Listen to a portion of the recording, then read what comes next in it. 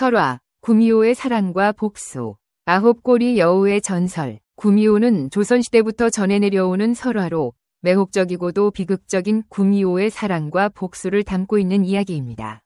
아홉꼬리를 가진 여우, 즉 구미호는 1000년을 살아야 비로소 인간이 될 수 있으며 인간이 되기 위해서는 다른 인간의 심장을 먹어야 한다는 설정이 특징입니다.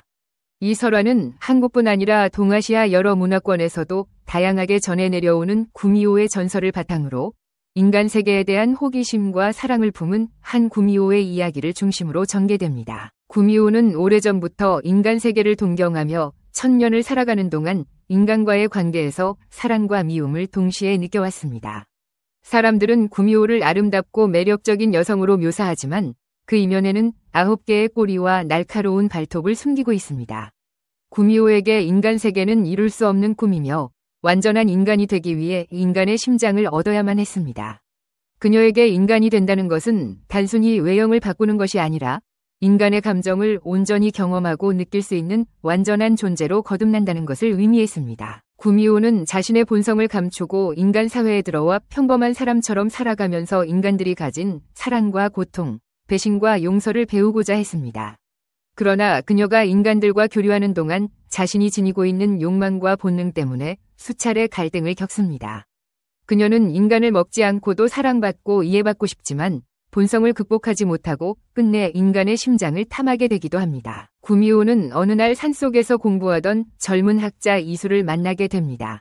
그는 순수하고 지혜로운 성품을 지녔으며 구미호의 정체를 알지 못한 채 그녀의 아름다움에 매료되어 점차 사랑에 빠지게 됩니다. 구미호 역시 이수와 함께할 때만큼은 자신의 본능을 잊고 인간의 감정을 온전히 느끼게 됩니다.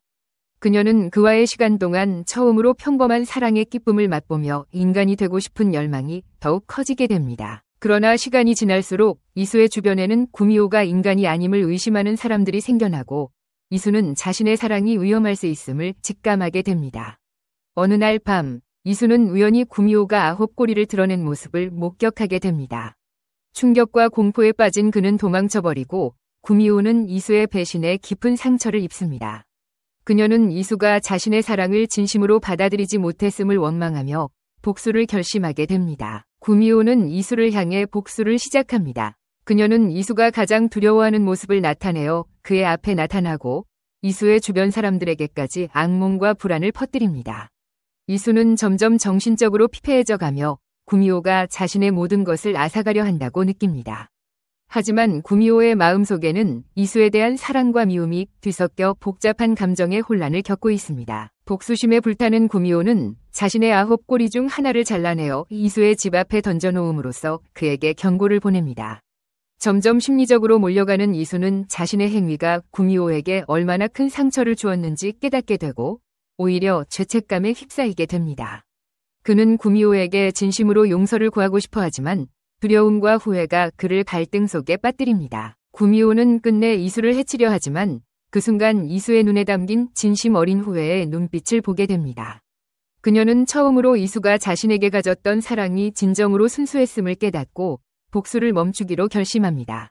구미호는 이수에게 자신이 가진 미움을 내려놓고 용서를 선택하게 됩니다. 이수는 자신의 실수와 배신에 대해 깊이 반성하며 구미호에게 사과하고 두 사람은 짧은 시간 동안이나마 서로의 감정을 나눕니다. 그러나 인간과 구미호가 함께 할 수 없는 운명은 변하지 않기에 구미호는 떠나야 할 시간이 다가옴을 느낍니다.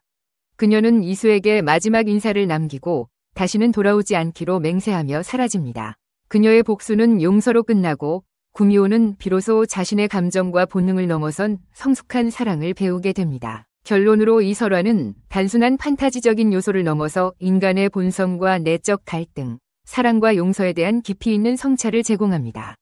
구미호가 복수를 넘어서 용서를 선택하는 과정은 인간 내면의 어두운 면과 밝은 면을 모두 드러내며 진정한 사랑이란 상대방을 이해하고 용서하는 것임을 깨닫게 합니다. 이수의 후회와 구미호의 용서는 단순한 사건을 넘어 삶의 가치와 도덕적 성장을 상징적으로 보여줍니다. 이 이야기는 청중에게 사랑과 배신, 그리고 용서라는 보편적인 주제를 통해 인간이 내면의 갈등을 극복하고 진정한 성숙에 이르는 과정을 담고 있습니다.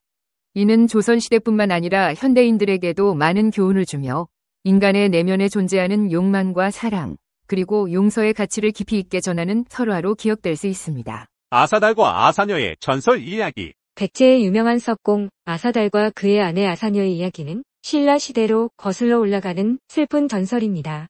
이 이야기는 불국사와 관련이 깊으며 불교 문화의 아름다움과 동시에 인간의 애절한 사랑을 담고 있습니다. 백제에서 신라로 건너간 아사달은 불국사의 창건 작업에 참여하게 됩니다. 그의 손에서 탄생한 것 중 가장 유명한 작품은 다보탑과 석가탑입니다. 아사달은 석가탑 건축을 시작하면서 그의 기술과 재능이 완전히 발휘되었으며 그의 작품은 불교 건축의 걸작으로 여겨집니다. 한편 아사달을 따라 신라에 온 아사녀는 오랫동안 남편과 떨어져 있었습니다. 남편을 만나기 위해 신라로 떠났지만 당시의 사회적 규범과 승려들의 말에 따라 여자가 먼저 남편을 만나는 것이 부정하다고 여겨져 쉽게 만날 수 없었습니다. 불국사의 스님들은 아사녀에게 남편과의 재회를 약속하며 모든 일이 끝나고 불국사가 연못에 비칠 때 그림자를 통해 만날 수 있다고 했습니다. 아사녀는 스님의 말을 믿고 영지목가에서 불국사의 그림자가 비칠 때를 기다렸습니다. 하지만 긴 기다림에도 불구하고 불국사의 그림자는 연못에 비치지 않았습니다. 절망한 아사녀는 끝내 못속으로 몸을 던지고 맙니다. 이후 석가탑이 완성되고 아사달은 아내를 찾아 영지못으로 달려갔지만 아내의 모습은 이미 사라진 후였습니다. 아사달도 그 슬픔을 이기지 못하고 옷에 몸을 던져 두 사람은 비극적인 최후를 맞이하게 됩니다. 석가탑은 또 다른 이름으로 무영탑이라고 불립니다. 아사녀가 못에서 탑의 환상을 보고 그것을 껴안으려고 뛰어들었다는 이야기에서 유래된 이름입니다. 이 전설은 사랑과 헌신, 그리고 예술작품에 얽힌 비극을 아름답게 표현하고 있으며 불국사를 찾는 이들에게 깊은 인상을 남깁니다. 아사달과 아사녀의 이야기는 세월이 흘러도 많은 이들에게 감동과 교훈을 주는 영원한 사랑의 전설로 기억됩니다. 아사달과 아사녀의 이야기는 세월이 흘러도 많은 이들에게 감동과 교훈을 주는 영원한 사랑의 전설로 기억됩니다. 이 비디오가 유용했다면 좋아요와 구독 버튼을 눌러주세요. 건강한 삶을 위한 더 많은 팁을 공유할 테니 계속해서 성필원 채널을 지켜봐 주세요. 감사합니다. 여러분, 드디어 6,000번째 동영상을 올렸습니다. 여러분의 따뜻한 응원과 성원이 없었다면 이 순간은 가능하지 않았을 것입니다. 함께 이 여정을 걸어오며 매일 조금씩 성장할 수 있었던 것은 바로 여러분 덕분입니다. 이 비디오가 유용했다면 좋아요와 구독 버튼을 눌러주세요. 건강한 삶을 위한 더 많은 팁을 공유할 테니 계속해서 성필원 채널을 지켜봐 주세요. 감사합니다. 평생을 광인으로 살다가 마침내 제정신으로 죽을 성필원, 여기 잠들다. 2001년 조용히 은퇴하고 2004년 40대 후반의 나이에 카보는 세속의 모든 일에 런더리가 난까닭에 예술마을 헤이리의 품에 자신을 안겼다. 그는 이렇게 말했다. 이제 이곳에서 나에게 허락된 후반기 남은 생을 조용히 모든 근심을 털어내고 살리라. 운명이 허락한다면 나는 이 안식처 천사가 준 행복한 은거지에서 삶을 마치리라. 자유와 평온과 여유로움에 이 은둔지를 바치리라. 어느 비바람 몫이 쉬던 날 서재에 앉은 채로 그는 자신의 바람대로 자유롭게 살다가 자유인으로 갔다. 그의 한 제자는 훗날 이렇게 평했다.